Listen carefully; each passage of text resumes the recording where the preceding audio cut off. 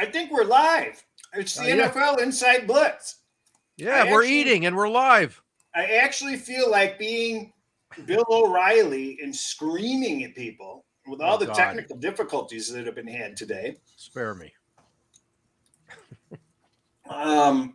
Yes. Let's talk football, boys. Let's talk football.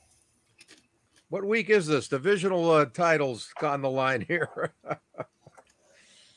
The technical problems have been outrageous today.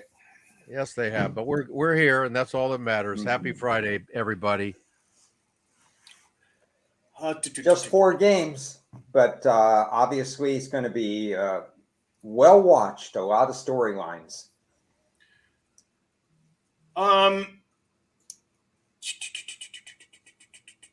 Yes. Take it away, Chris. I want to start this off with I'll talk about that later.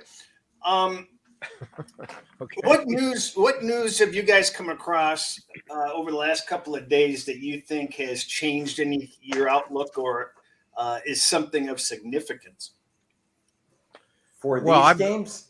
Yeah. Well, I mean, my biggest issue is Cincinnati's O-line going into the weekend. You know, I mean, if they are not healthy, which they're not, I don't know how they can win this game. And if they do win this game, Joe Burrow is already up there in the top couple for me in the league. Mm-hmm. He is unbelievable if they win this game, truthfully. On the road, in a tough environment, under the circumstances, and he could be hit and sacked so many times he won't know what hit him. Yeah, I think we're missing – I think the interesting – battle in that game is the defense of Cincinnati versus the prolific offense of Buffalo, because Cincinnati's defense has really been doing it all year long. It's hard to get more than 17 points on the game, on them. And right now, Josh Allen has to cut down his turnovers. And if he doesn't, it plays into Cincinnati's hands. It gives them a short field. They have enough weapons. They're using their tight end more than they have. Burrow's getting the ball out quicker because he has to your point, Ted. And, Mixon is chewing up some yards, but he's not a game breaker, but he's still going to be used in this offense. I did mention a little bit on Tuesday and in an article I wrote that his pass blocking has been suspect. So you might not see him on all the third downs in order to give Burrow maximum pass protection, because we're talking about 2 more offensive linemen that may be down for this game. Yeah, it's just a huge factor in this game. And I'm wondering about the Mixon factor, how much he's being, I'll call it sort of benched a little bit from the standpoint of he's also not producing as much as he was earlier in the year. And it's like, if he's not blocking and he's not producing, and I would like to use him a little bit more with some RPO stuff. What do you think? RPO? What do you mean by RPO? Well, just put him out there in pass option opportunities. Throw him out in the flat a little more often, and he could throw a quick block and then boom, hit him. But don't they consider him a liability for that? I don't think they should. Ron, I think you might see Joe Burrow move around a lot. I don't know if you'll see Joe Mixon move around as much in that area. He may do one of those cut blocks where he's thinking.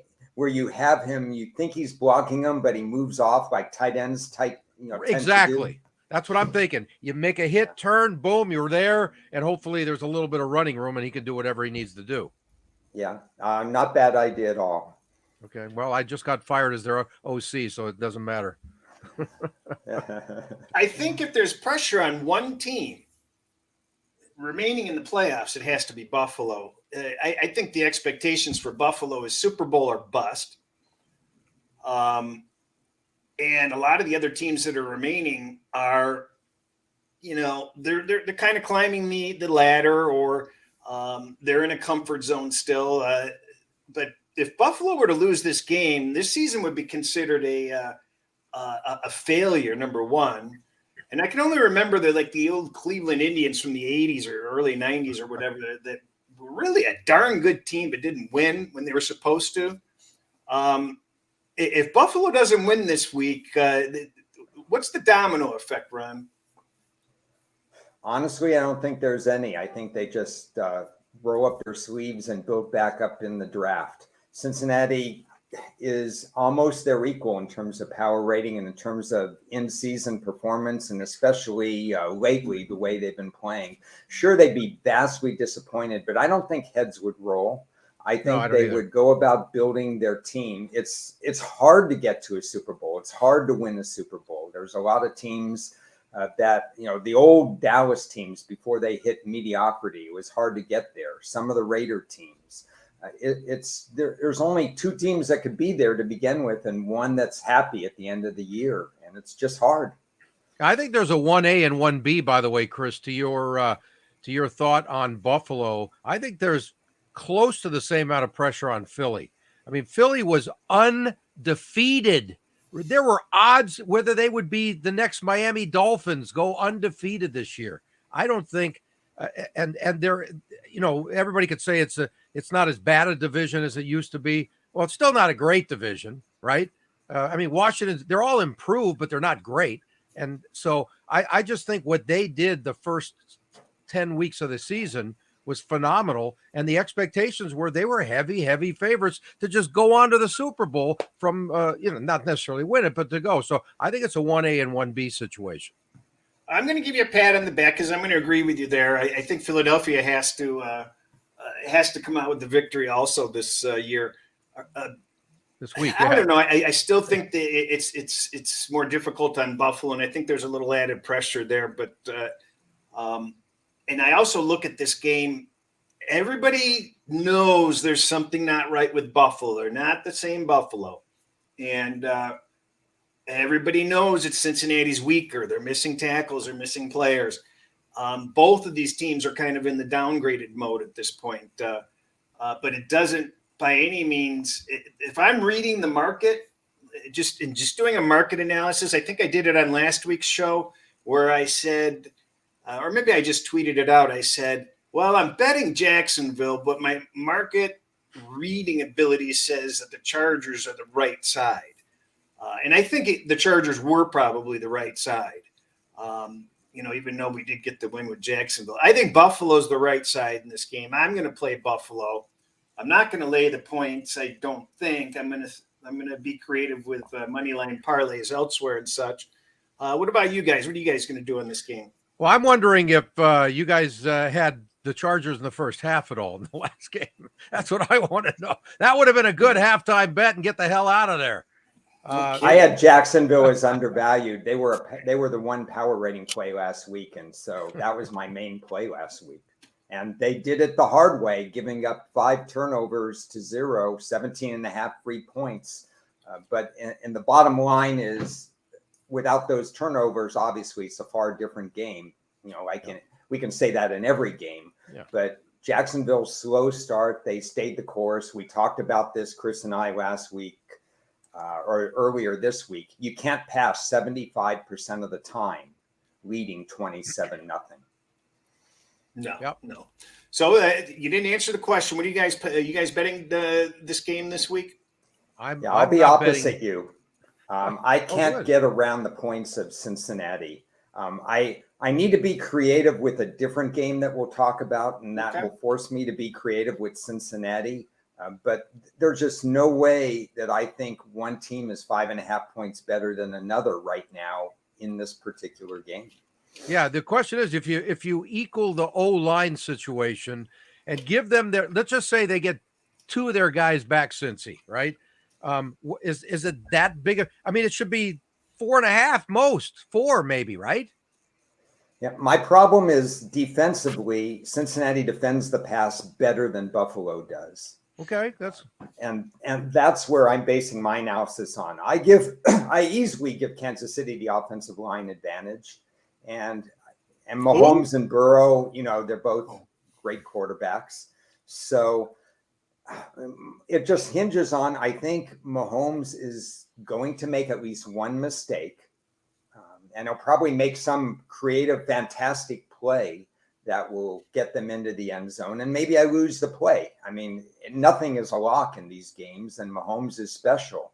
but I can't get around the fact that Cincinnati plays the better pass defense. Okay, you're getting me mixed up here. You're mixing up the games, Ron. You're mixing up Kansas City and Buffalo.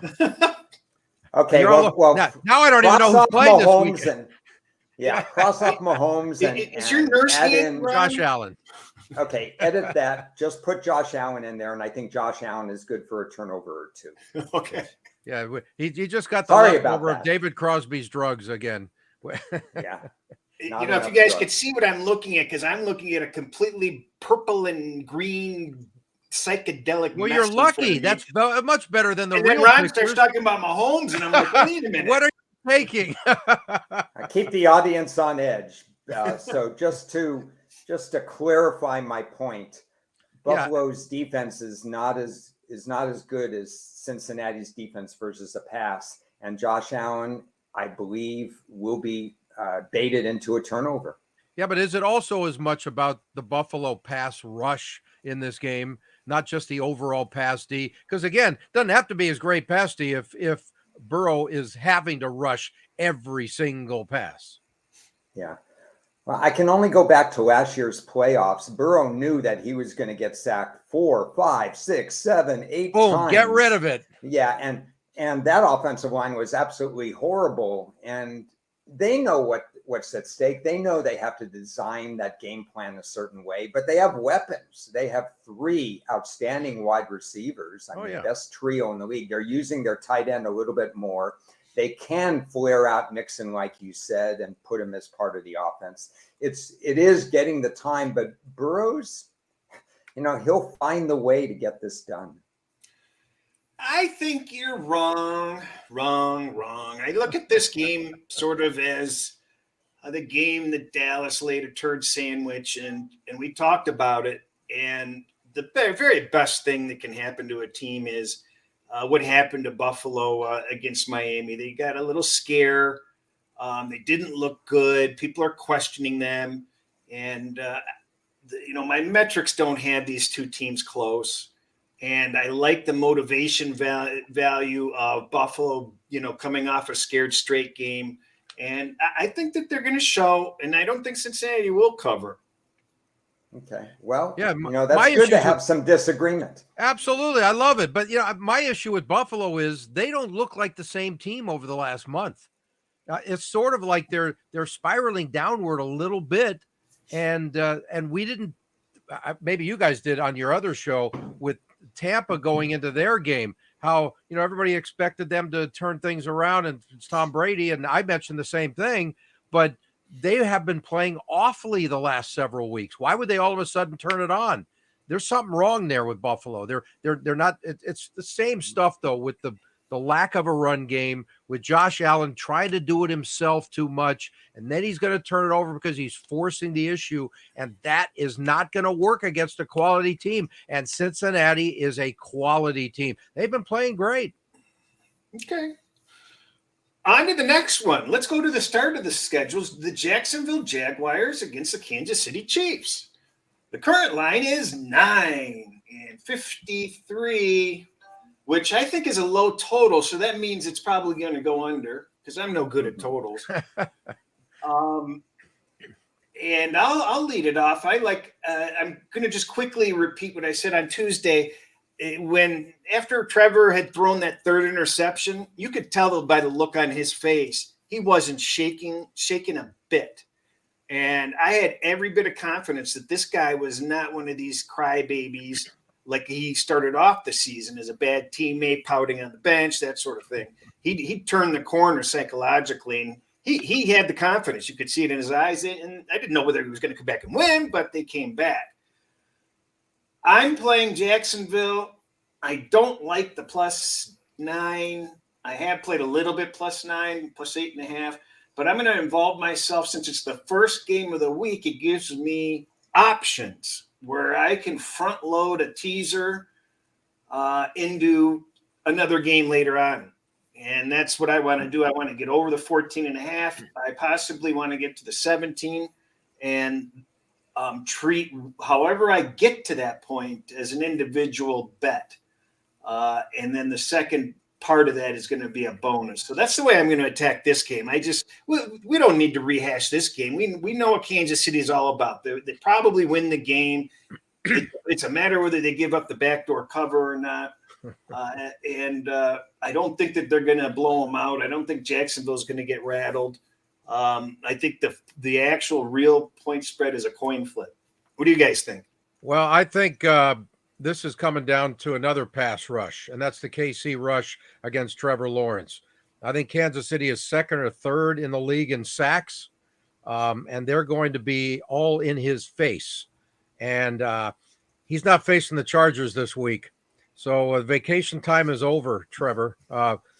If you're down by a lot of points, you're not coming back, I don't think. I agree with that. And I think the final score is going to be something like 34-17. Fairly handily, Kansas City. I hate laying that many points. I just don't think Jacksonville's good enough. End of story. Okay, so the lines get tight when there's only 4 games, so the odds makers aren't giving you any breaks. That's why Chris is being creative in the first 2 games. That's why I have to get a little creative as well. But the combination of power rating, situational handicap, and the metrics, line of scrimmage stuff like we talked about in the last game, there's some situations that are just my situations that I use for playoffs that are heavily against Jacksonville. But I agree with Chris. The back door is going to be open because Kansas City's not a perfect pass defense, and that's one of the on-field metrics. But I just can't see Kansas City losing this game. The Jacksonville story is a fantastic story, much like the New York Giants story, but it typically lasts 1 week in the playoffs, and then these teams hit the wall. They're euphoric. They get that first win. They're riding on the adrenaline that, hey, we have now turned the corner. We're great. We won the division, for goodness sakes. It doesn't matter that it was a bad division. They are the division winner. But the problem is you got Andy Reid, you got Pat Mahomes, you got all these weapons. You've got Jacksonville off an emotional win, not just a first win with their pedigree, but coming back from 27-0. The situation for me is you're looking at Jacksonville getting creative with more than the 9 points or so. I'm looking for Kansas City getting creative because everything points to a win, like you said, Ted, by double digits, but I'm still scared. I said I don't like laying 9 points, but if I have to, if there's any game this week, I'm going to do it. It's this one. And there's also, the obvious stuff. Kansas City is a tough place to play, especially in the playoffs, especially in the cold. It's not going to be ridiculously cold, but it's still going to be really cold. That's not exactly Jacksonville's forte either. And the other thing is that Andy Reid off a bye is unbelievable. And Randy Tomlin's never had a losing season. Write that down. I was going to now I'm pissed off because I was going to bring that up to open the show. But you know what I'm saying? There's so many factors there. But I don't know about that particular factor. I just know that Jacksonville's pass defense going against Pat Mahomes is a problem. It's a work in progress. They upgraded their roster. They spent $275 million, $180 million guaranteed, and the chemistry worked with the new coach and everything else.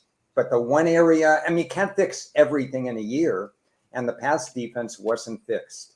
So that's where I'm going in terms of this game. Yeah. Before you get on to another game, though, Hector made a good point, if you want to pull it up in terms of the chat, where that one, clinched teams. So first of all, thanks for the comments, everybody.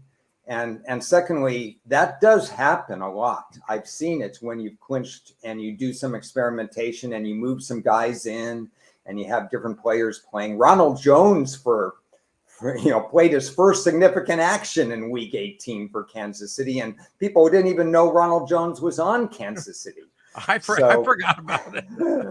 So you get a lot of this kind of stuff. They're just fine tuning. They're keeping it light and real. I understand that kind of thing. And I don't know if they tighten up or not tighten up. It depends on the locker room environment, but you will see some experimentation because they're looking for another edge when it comes to playoff time. Yep. But you really didn't say how you're betting the game. You just said you're looking Kansas City's way. What are you going to do? I'm probably going to take them in a money line parlay and creatively move lines, like move Cincinnati up to 7, do some different things and so on. So I I'm like that. going to get to whole numbers on games that I'm not as excited about, but a theory that you and I both subscribe to, it's the first game of the playoffs. So we have leverage if Kansas City wins by 1 or more points in that particular case, or if Jacksonville covers your 14, 15, whatever. I'm looking for leverage, but I also need to have something on Kansas City because it's probably my most significant situation of the weekend. I want to point out to people that you really have to check at each and every one of your shops because the rules are inconsistent between all of them, legal and not legal. The difference between FanDuel will let you do this or will not let you do this, and DraftKings will let you do this. So you just don't know. But one of the things you might want to try is looking at alternate lines and trying to parlay them with other things. So an alternate line with a money line, a couple of alternate lines with each other. A situation where you can buy points with a money line. All these different combinations, try them out in your, when you load them up and see if the books will take it and see if you can get exactly what you want and see what those pays are going to be. Yeah. And if it does not work at a shop, like FanDuel won't take them, but DraftKings will. Obviously there's hundreds of shops. So they work at some shops. They don't work at other shops. You can get really creative with some teaser options. The teaser menus are a lot wider than I'd ever noticed. You've got your 13 points, your 10 points. And now I'm seeing 7.5, 8.5, 9.5. I'm guessing that those aren't necessarily very positive EV, to say the least, but you just don't know under the right circumstances that you might not just be able to create something that's okay, so to speak. But I'm just raising awareness for this stuff. So I'm on record. I'm going with Jacksonville some way, somehow. I'm with Ron. See, my metrics are too far Jacksonville. I have no choice but to take Jacksonville, and I'm a scared little sissy girl that doesn't want to take the 8.5. I want more points some way, somehow, because I agree with you guys that this could be 31-17, something like that, 34-17 quite easily. And just backdoor it, baby, right? Yeah. Yeah. So what are the chances of the line moving a little bit late here at all? I think it's trying as hard as it can to get to 10. You do? Wow. I agree with that completely. I had to lock some 10, stuff up. 10 would be nice, right? Well, it allows you to get up to 17 on a teaser. So, yeah, and again, since it's the first game, your key focus is to grab that first game, that the best possible line you can get, and then you've got 3 other games to do something on the back end with. And it doesn't mean you're married to whatever you put that back end into, because you also have options to throw something into that back end. But what you want to do is try to escape out of that first game, if you like Jacksonville, just with that win. That's going to be my perspective on it. No, this is the disclaimer part of the show, because a lot of people who are going to watch this are going to understand all the things that we talked about. And some of them just need to be held. Their hand needs to be held, which is fine. Just do straight bets. So my advice, and Chris, you could absolutely chime in on this. If you like Jacksonville, I'd wait for the 10. I think a 10 will pop up. If you like Kansas City, then do a conventional tease, even though I'm not into teases, and we've talked about that before, or just take a small bet on Kansas City if you could still find the 8.5 that existed, or the 9 or something like that. Don't try to outsmart yourself if you haven't done this before. If you're into this, we can give you all these permutations. Chris has really adjusted that way during the season. I need to be creative during the playoff season because there's less variance in lines in this particular area. But to be safe, if you like a side, if you like the Jacksonville side, I don't think you have to get that creative if you find the 10. Just take the 10, and if you have that conviction. No, and in fact, I'm looking it up right now. Let's talk about some alternatives here, right here. Something that I noticed earlier, which I've already bet a little bit of. I guess they changed it a little bit. A really good bet that's sitting dead right now at FanDuel is which I like, is the plus 11.5 minus. It was minus 142, and it's like up to 146 now. But if it's sitting at a 9, I'd rather have the 11.5 minus 146.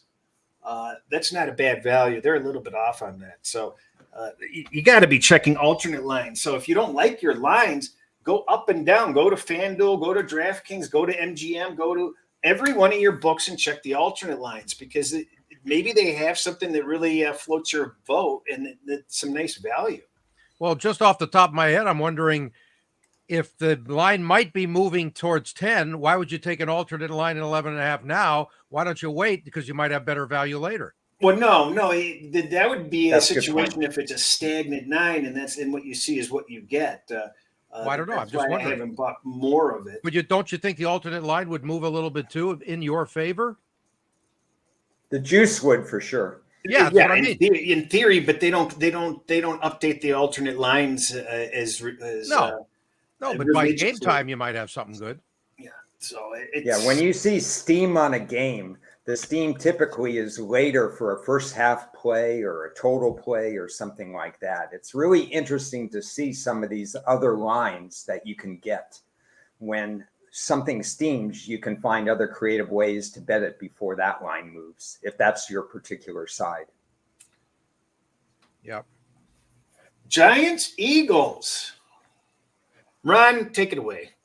How much third time they played? Third time they played, and this is a tougher game for me because on the surface, the Giants are in that same boat as Jacksonville. Incredible season, incredible turnaround with the coaching staff, incredible turnaround with the GM. What they don't have that Jacksonville is limited because Jacksonville's pass defense is not good, in my opinion. But the Giants, I don't know how, because we've talked about that their secondary isn't that talented. They're limiting teams in terms of allowing completions and accuracy. And because it's a divisional game, because Philadelphia embarrassed them with 48 points when the Giants were at home in the series, and then the Giants did the right thing and played tough. And even though they didn't play their starters, they played hard and they played tough and they made it a game and they covered the spread on week 18. Because it's a divisional game, I don't think the Giants fall into the same trap that, their season's going to end now, they're going to hit the wall. Instead, we got to find out how healthy Jalen Hurts is, because if there's all systems go, Philadelphia on paper is a far superior team in terms of talent. The question is, how much will Hurts run? I think we'll find that out in the first quarter, how much they let him do. We'll find out if they do anything creatively to try to stop Daniel Jones. And finally, the last thing I would say is teams are hesitant to run on Philadelphia. I think that's the wrong approach. We saw Washington beat Philadelphia straight up with a heads-on running approach. They just pounded the ball for over 200 yards. If I'm the Giants coordinators, I'm making this run heavy and see what happens. Saquon gets at least 20 carries in this game if they want to win, in my opinion. And separate from that, Daniel Jones has been, much better than most of us have expected. They're playing him safe, and his last game is the game of his career, and that's all fantastic. But he's now going up against a team with 70 sacks this year, okay? Yeah. Number 1 in the league by far. It ain't close. So good luck, Daniel. You better be wearing 2 helmets in this game. I would give the ball to Saquon until Saquon doesn't know what day it is. I agree with both of you guys. I think that would be a pretty good strategy because they have shown a little bit of weakness with defending the run. My metrics are solidly, as Ron said, the metrics are solidly in the Eagles' corner. I mean, but you're talking about teams playing each other for the third time. Divisional rivalry, Hurts up in the air. So I'm playing Philadelphia pretty strongly, but I'm playing them at Pick'em. My favorite play is the Eagles money line into the Bills money line. But I'm spreading it out. I think I added a third team at plus 182 by including the 49ers, small.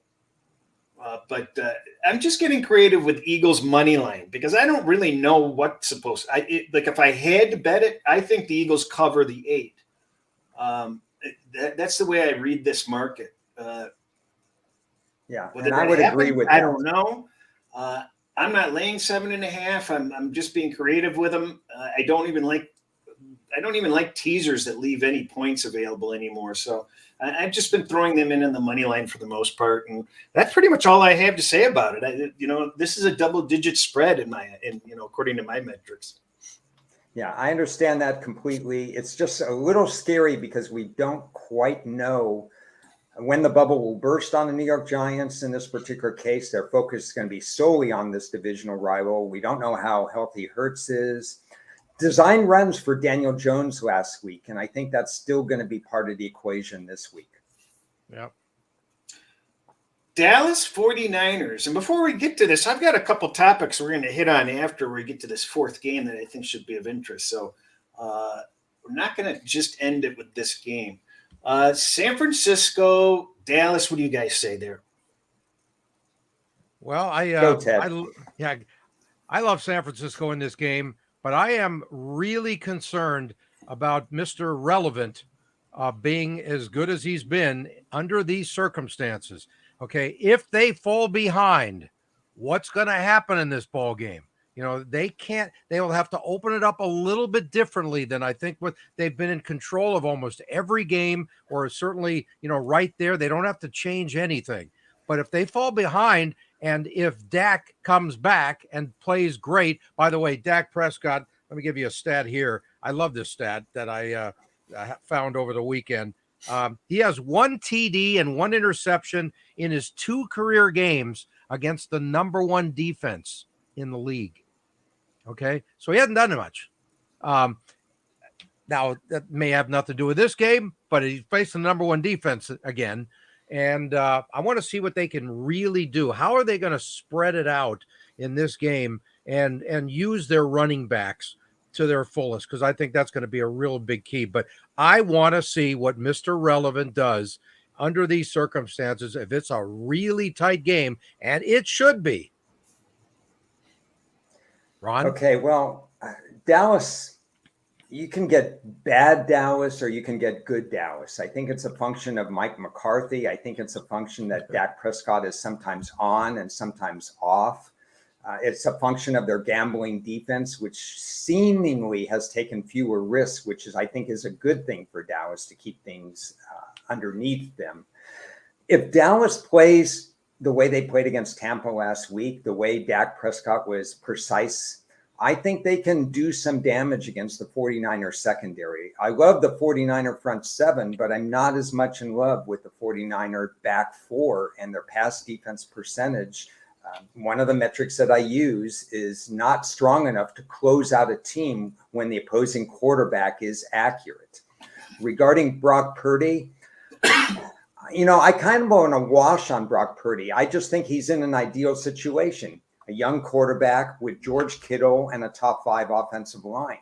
If he's anywhere else, we're not talking about Brock Purdy because he's failing like all the other young quarterbacks that fail without having George Kittle and without having a great offensive line. Shanahan scripts those first 15 plays. He's a master at it. Yep. And you got Debo running in space. You got George Kittle. You got McCaffrey. You got Brandon Ayuk, who was left alone because you got to cover the other 3 guys. It's really a chess match, and Dallas has to play to their capability. And with all that being said, I still like Dallas a little bit because my numbers come out, and the numbers come out that way, but it's just that there's something about Dallas that they can put up points too. And I think they can put up points against this defense. And the comment that you just saw in terms of Dallas is a dead duck if the Niners can contain Pollard. Pollard is a key. I absolutely agree. That's what I wrote about, that Pollard needs to be the guy because Ezekiel Elliott is going to get 3 yards a carry. Let's face it. He's not going to penetrate in this game. Not San Francisco's defense. His running style is not good for this game. So we agree that if Dallas plays a second perfect game in a row, that they should do okay. Yeah, they should. But again, back-to-back road games in the playoffs. You want to go back history? How many teams do well under those circumstances? I mean, we've had, wild card teams go all the way through and all that kind of stuff, but it doesn't happen very often where you win back-to-back on the road. And that's a tough task against the number 1 D in the league. I probably disagree with that. I think Baltimore, Cincinnati, and others and New York Giants have done well in back-to-back. Yeah, but overall, I'm talking. I know there's individual things, but overall, it's not a great stat. I don't have data, but I bet against the spread, it's at least 55%. Oh, against the spread. Okay, well, I'm thinking more wins, but yeah, you might be right. No. Well, I was one of the few last week that liked Dallas quite a bit against Tampa Bay. So my metrics are not anti-Dallas. I also like San Francisco last week. So I've got 2 teams where my metrics have been treating me well all season. So they actually converge pretty much right on the number, leaning just a little toward Dallas, but just a tiny bit. And but I just think the home field's there. And we're looking at a similar situation. I don't like the way Dallas celebrated that last victory. They played the perfect game. They're not going to play the perfect game again. And they acted like they won something last week. And I don't like that out of an NFL team. It just that rubs me the wrong way. I don't agree with that because to me, they as poorly as they played the last few weeks of the regular season, that was a time. It's a great road win. Enjoy it. And, you got yourself, the quick, the turnaround factor ain't good either. Right. When you look at it, you got 2.5 less days rest, less prep work, travel day, all that stuff comes into play here. That ain't good. That's a tough situation. This is not your normal back-to-back road situation either in that respect. I've involved San Francisco in my betting, but not with the point spread. So that's what my thoughts are. It's not going to surprise me in the least if this ends up being a 1 to 4 point game. And obviously Dallas is good enough to eke out the win. Somehow I feel like there's added value on the if come or they're due category with Purdy going down the drain. Everybody keeps on waiting for him to foul up, and this is by far the toughest defense he's had to face. But I don't like playing what if. I'd rather go off of what we've seen, and if it quacks like a duck and it walks like a duck, it's a duck. I mean, we can't expect him to morph into something that he's not. So, yeah. So I just lean towards San Francisco. Ron, you're going to play in what, +4? Is that about it? This is my question to you, and we had this conversation early with the opening line. I set it at 4, but I expected the line to start out 5, and I was wrong because it set out 3.5 and so on. So my question before I answer that particular question is, where do you think the line ends up, Chris? I think I don't think I think it is right where it belongs. I think it's going to touch 4.5. I think there's going to be some concern about McCarthy. I think there's going to be some thinking that it's going to be a Dallas, it's going to be a Philly, San Francisco, the game we want to see, NFC title game kind of thing. Yeah, this is part of the creativity, I think, with my Kansas City play. I don't want McCarthy to cost me money because he gives up some late touchdown or this or that. How can I get Dallas to 7? Can I use an alternate line 7 with KC money line, that kind of thing? Well, why don't you just do the Kansas City down to do a 7-point teaser and get San Francisco or Dallas up to 11? I don't want to do the tease. I don't want to do the -130, -140 type tease. I only have one shop that does -130 anymore. A lot of them are -140. And I don't want to get back in the habit of doing teases, especially since I've been handicapping so well straight. But unfortunately, it's like doing a mini tease when you do an alternate line to a money line. But I'm just trying to create leverage in that first game, which is the game I like the most. Yeah, Ron, by the way, Jerry Jones is on line 2 for you.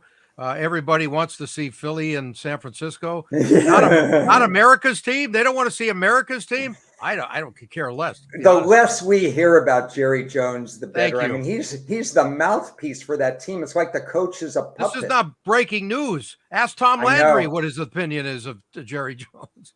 Yeah. I wanted to bring something up.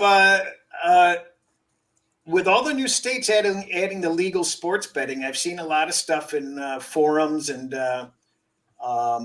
Discord channels and on Twitter.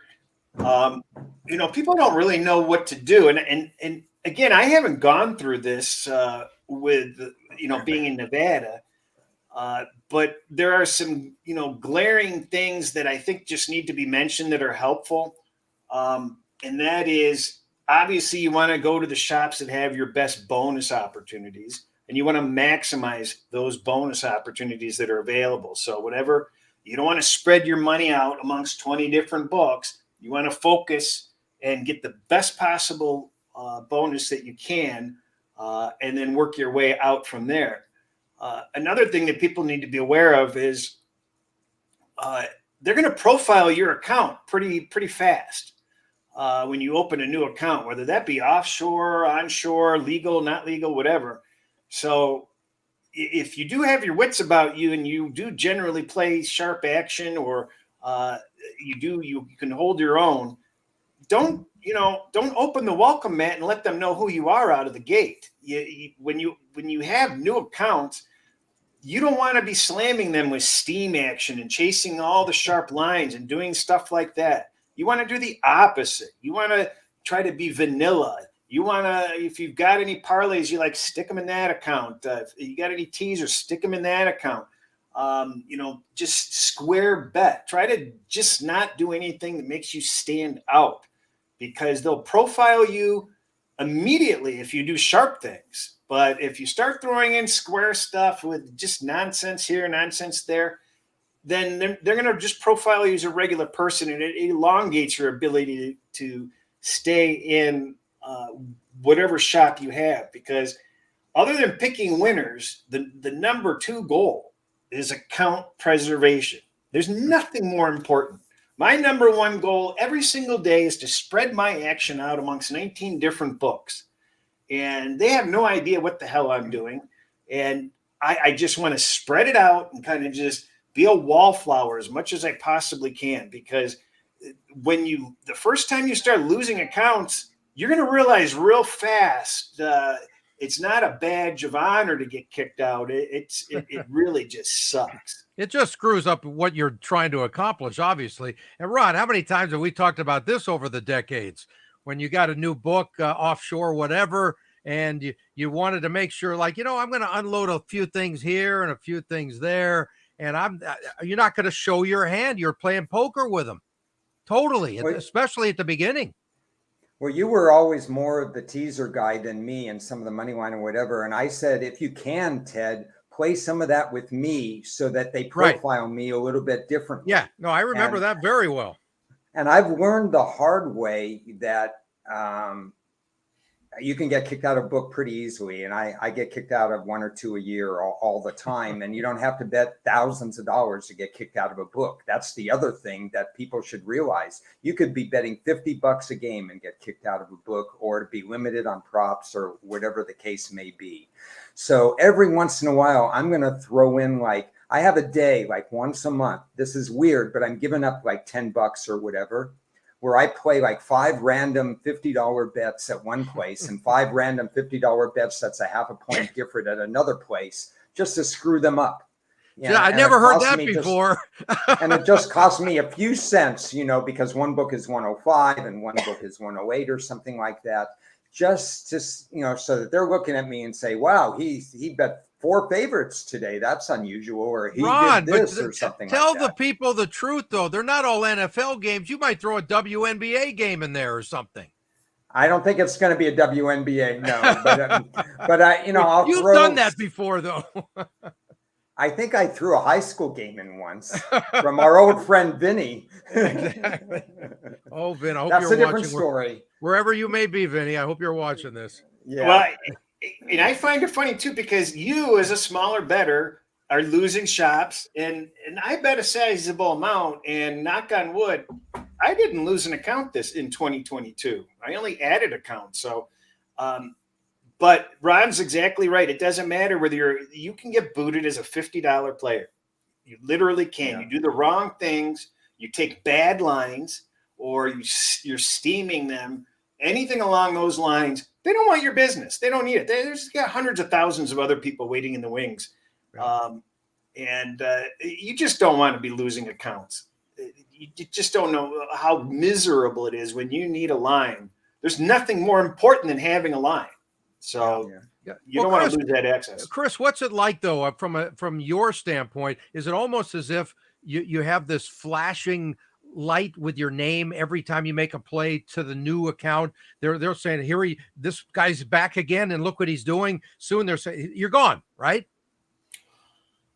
They monitor all new accounts, very diligently, because they want to know who their customer is. Right. So, and believe it or not, there's a hell of a lot of sharp people out there that can play the game, the top-down approach, and can read a board and make good money chasing steam or middling or doing this and that, but they're too stupid to camouflage their action.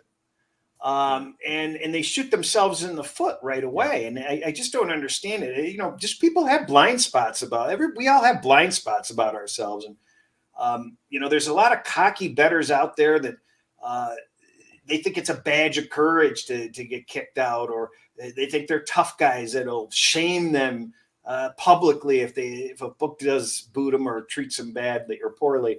And that's, it's all BS. Just stay under the radar. Don't make any noise. I don't limit bet at books very often. I spread it out, because another bad thing to do is to be the overnight lines. Remember, they've got a skeleton crew working before, like the real crew doesn't get on until 7 a.m. here.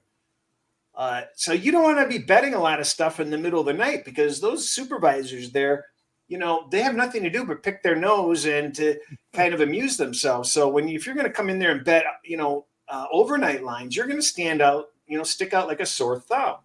And if there are creative things that you want to do that are kind of dicey, you wait for the busiest time of the day to try to do it. If you think that opportunity is still going to be around. There's one thing, I don't know if you have this anymore, Chris, but Ted and I used to have this at an unnamed book that's no longer a book. When people profiled, I think it happened to you, Ted, it's happened to me, is when you press to make a bet, there's a delay. And it would be 10 to 12 seconds before the bet would be monitored and put in. Yep. And I think that delay in certain books was because they profiled people. Is that still there? Yeah, I get delayed on it. half of my shops. Really? Yeah. Wow. So you mean that delay you're talking about? They're actually doing some kind of a they're looking at you, critiquing this play in a couple of seconds. Yeah, Well, because it says your bet is under consideration. That's right. Yes. They do it for several reasons. Number one, it may be the amount that you're trying to put in. Right.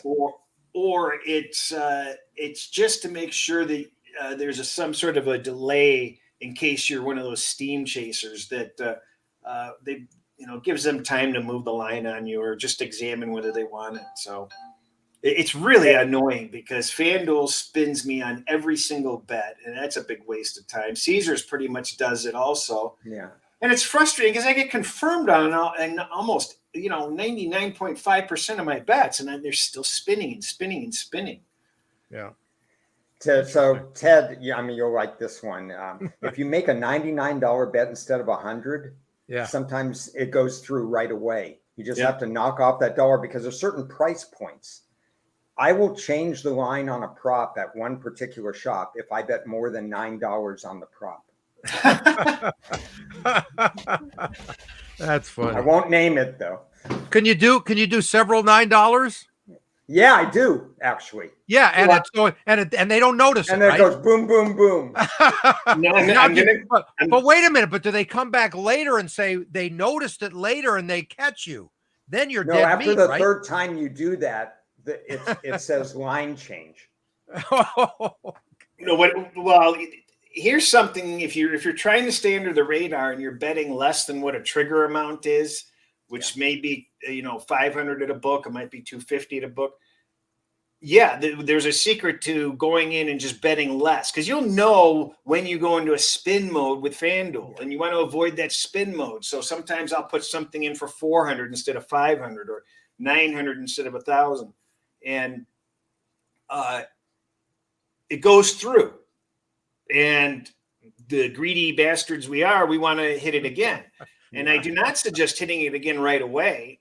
Let some time pass so that you have the plausible deniability of, because they can come back later. Let's say you go and you hit that same line, 3, 4, 5 times, then they consider that circumventing limits. Even though you didn't bet the limit at any one time, trust me, I've seen it done before. Right in front of me, they banned a guy for circumventing limits, for placing bets of lower amounts that exceeded the overall limit that they want you to put on a game. So the only thing that you can do to defend yourself against that is space it out by, with lots of time in between, and say, hey, what am I supposed to do? I can't watch the grass grow all day. Yeah. Well, those are little tricks of the trade. What else you got? Well, I'm just happy the season is over. I'm calling it the season of variance. Negative variance. It's easy for you to say. My job is done until next season. No, it was a great season. But early in the conversation, I noticed somebody said maybe some referee talk. Oh, yeah. Yeah, we talked about that briefly on Tuesday. I wrote an article about that if people want to check that out. The NFL intentionally had referees assigned that swallowed their whistles last week. And it was so evident, it was incredible. But this week, 3 of the 4 referees are among the, when you have Sean Hockley as a referee and he's the third guy in the mix, there are 2 guys that are reffing this week that actually call more penalties than he does, then you've got an interesting dilemma, because we're going to see more offensive holding. We didn't see any offensive holding. We're going to see more protecting of the quarterback, roughing the passer calls. You're going to see more of these line of scrimmage calls where somebody jumps off sides with 1 second left or 0 seconds left, where some of these referees let that go. We saw that in the Miami game. Sometimes they called it, sometimes they didn't call it, in terms of when the clock stopped at 0. And without giving away the farm too much, you have to look at the team tendencies, what they do. Like Kansas City, we know they go off sides a lot. That's just their modus operandi. They've been doing that in Super Bowls and everything and so on. Now they're paired with a referee who calls the most penalties in a game. What are you going to do? And the initial referee penalties were 10.5 this week, when they should have been 11.5 and a little bit higher. So in 3 of the 4 games, you have situations where certain quarterbacks, if you know that they may have a roughing the passer call against them, they're going to wing it. They're protected. You got Mahomes going this week. You got Burrow, and so on and so forth. That's something to look for. There's one referee, Bill Vinovich, who doesn't call anything. He has not called one roughing the passer penalty this year, which is kind of amazing. That is. Wow. The way we protect quarterbacks. In that particular game, the chances of there being 10 penalties are probably few and far between, because it's not one of these divisional rivalry games. I think he's doing the Dallas-San Francisco game, but actually I could check that out for you real quick. Yeah, he's doing the Dallas-San Francisco game, and I have a feeling that's going to be your clean game, especially since, isn't that the 4th game? And if you see penalties in the first 3, you may not see as many penalties in the 4th. Just little things to look at in terms of penalties. I think we're going to see a spike up in penalties this week, at least early on. Yeah. Ted, you have a question from the group. Yeah, I saw that. And, my buddy Aaron, he's my buddy, but he's not like my buddy. So you wouldn't tell me in a million years. I have no idea because I've seen all the quotes and, the show that he does, his podcast. And this is up to the Packers and him.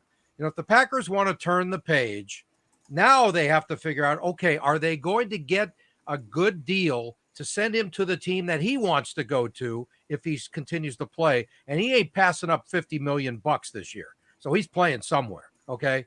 I got to figure I'm not going to put a number on it, but it's probably Green Bay. But if it's not, and they're going to say, okay, we're going to go with Jordan Love, good luck, then, it's got to work out really well for both sides, but I can't see him just retiring and giving up that money. He's got 2 more years at about 50 mil each.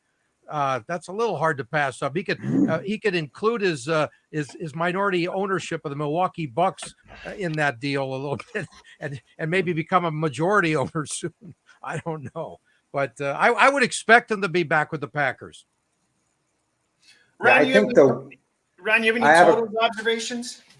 Let me just piggyback on what Ted said here too. I think if Green Bay thought the window was closing on their veterans and whatever, that they would consider moving on from Rodgers. But I think they like where their defense is at. Their wide receivers will be in year number 2. They think they'll be healthier on the offensive line. They have 2 capable running backs. I don't think their window is closing right I don't now. either. But the window would close immediately if Jordan Love was the quarterback this year in his first full year, even after waiting 3-4 years. Yeah, you're starting over. I think they're all in. Yeah, I do too. Totals observations in terms of these games. I'm probably not getting involved in the totals. The only total I got involved last week was an obvious one to me. It was the Minnesota-New York Giant one because neither team was going to prevent a pass completion in that game. I mean, it was just ridiculous how bad Minnesota's defense was graded before that game. Yeah. And how accurate Kirk Cousins was going to be against the New York Giant defense. But I don't have those situations coming up this week. I have conflicting information regarding the San Francisco game against Dallas. I have some tendencies, some situations that call for over, some situations that call for under. Chris, you mentioned that the Jacksonville line being high. It's probably a little out of my range for me to consider an over, even though you think that Kansas City is going to score 30 points and Jacksonville's going to have to keep up in order to cover that game, maybe a backdoor over in that game. And then you got the divisional game. Those don't always go over because they know each other so well. Cincy Buffalo, I would lean over in that game. That's the one I would lean over, with both quarterbacks making spectacular plays at some time, and maybe a defensive score in that game when a quarterback tries to do too much or a ferocious pass rush gets to Joe Burrow and he throws a pick six. I mean, you don't know. That's the one game I would look probably over, Cincinnati Buffalo. I took a little bit of San Francisco Dallas under, but I'm not jumping up and down about it. Obviously all 4 of these games can go over or under. I just sort of thought it being the last game on the schedule, sunny California. Yeah, really. It just seems like both teams might play a little bit more deliberate than people think. Dallas has to get involved in the running game to be successful. They don't want Purdy making mistakes. So I don't see a wide open game there. Yeah. Another thing on Dallas, and I believe it was Randy who brought it up here, and it's a good point because it's something that we talked about several times in the studio during the year was that, yes, Dallas has not been great against the winning teams. They have been beaten up on the bad ones all season long. And you can include Tampa Bay in that category. I don't give a damn if it's the postseason. They've been an awful team for a handful of weeks now. So they got to beat the best team in the conference the way they're playing, and they got to do it in their building. So that's not going to be easy pickings, even against Mr. Relevant. Well, we're at the 60-minute mark, guys, and I think we've intruded on people's lives enough at this point. Any final comments, either one of you? Yeah, well, I watched a little of your show on Tuesday, and you guys said you were going to bring up Brandon Staley. So I'm just a little surprised you Okay. haven't done that yet. Is he still breathing as far as his Charger uniform is concerned? I haven't looked at the news wire in the last 5 minutes. Look, it's interesting how that team has done some stuff poorly defensively. Defensively has killed them this year, and yet they fire their OC and their quarterbacks guy. I mean, it's just ridiculous what they did. I saw what Ron said. He would give him a third year. I have no problem with that in general. I don't like his attitude, though. I think he's too arrogant. He thinks he's better than he is. He ain't Vince Lombardi. He's closer to the other Lombardi who got canned. Okay. And that ain't a good thing right now. So I would have, after that game, and their GM came out this week and said, we have full trust in Brandon Staley and he's a great leader, blah, blah, blah. You get 0 in the leadership column when you lose. 0, okay? Great leaders don't lose in the playoffs, and they don't lose 27-0 leads. That is inexcusable. He should have been fired. Yeah, I think I brought up the Zach Taylor comparison because everybody had him fired in Cincinnati, and now but they're different type of people, though. Yeah, but I also think the chemistry there is incredible, and the chemistry can be better in Los Angeles with the Chargers. Clearly, this is a make or break year because I agree with you about his attitude, about his unwillingness to change, about he didn't see a problem. He didn't think he was outcoached. I know better than you attitude. And from a guy who's never been a head coach in his life, who the hell does he think he is? You can't do that. He has to be humbled. He has to be humbled either he's not from going the to be. GM humbling him, or he has to take a step back and look at what's going on. And yes, Lombardi was criticized a lot with the play calling and this and that and so on. But they, the scoring points, like you said about their defense, scoring points wasn't the issue for the Chargers. It was consistency and stubbornness in terms of how they were going about managing games and results. Yeah, by the way, a negative fact against Lombardi being the OC before. 2 years with the Chargers, Herbert saw more quarterback pressures than any quarterback in the league under his tutelage. That ain't a good thing. And the other thing is, by the way, Herbert's third OC in 4 years now. That's not good either, though. That's not. That's an Alex Smith stat. Alex Smith had 8 and 9 years. That's a killer. And I don't care how good you are. You got to start over again, and we'll see what the new guy's going to do, whoever that may be. Robert's I'm going to send us out with one final comment, and that is we talked about it just a little bit on Tuesday, and my dream came true. Detroit Lions fans' dreams came true. Ben Johnson comes out and says, we got a job to finish here. This is a guy that could take probably any job in the league after Peyton. Offensive coordinator, did a miracle job, and his loyalty is so Midwest Detroit Lion-esque right now. You've got players with the Lions that took less money to stay there.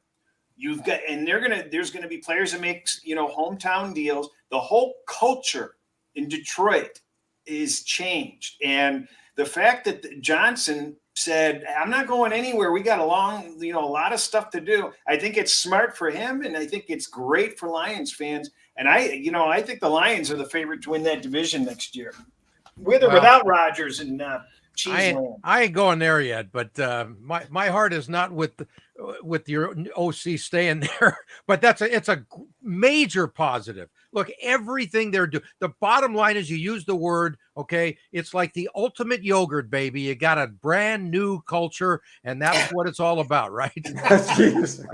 Hadn't heard that one before. Yeah, that's an I'd old like one to by see me. Detroit do a little bit better defensively. I think they have a lot of work to do defensively. But there's a lot of toys. They got draft choices. They got a fading division. Minnesota is spinning its wheels. The Bears are light years away right now, and the Packers, we don't know. there's an Right. opportunity for Detroit if they get the offseason right. I'd like to see a little bit more defense. That loyalty is great, Chris, and A lot we'll see more. what happens. Yeah, but and also it's a combination of the draft and can you sign one or two free agents that fit and want to go there because they see it's an upward spiral kind of a thing and it's a place to go. And Chris is nodding his head because he said he's actually salivating. Get him a beach towel. Look at him. It's embarrassing. Get your popcorn ready.